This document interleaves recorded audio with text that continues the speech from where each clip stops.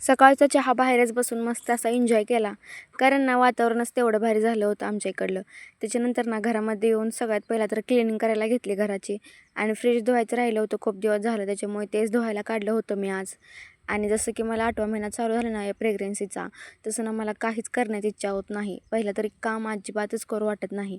पण आता थोडीशी हालचाल तर केलीच पाहिजे ना प्रेग्नन्सीमुळे. त्याच्यामुळे ना जेवढं होईल तेवढं मी चालण्याचा किंवा काम करण्याचा प्रयत्न करत असते बरं का. त्याच्यानंतर ना इकडं सगळं पहिला तरी काढायला घेतलं.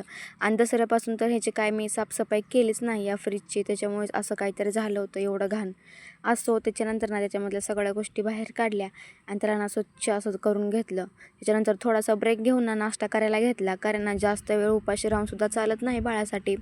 आणि भूक तर खूप जास्त लागते बरं का या प्रेग्नन्सीमुळे. काय खाऊ काय नाही असं होतं मला तरी. त्याच्यामुळे मस्त असं साबुदाण्याची खिचडी केली होती, ते खाल्ली. त्याच्यानंतर ना फ्रीजमध्ये सगळं धुवून वगैरे लावून ठेवलं. आणि दुपारच्या वेळेस ना मस्त असं गोडाचा शिरा एन्जॉय केला बरं का. चला भेटूयात पुढच्या ब्लॉगमध्ये.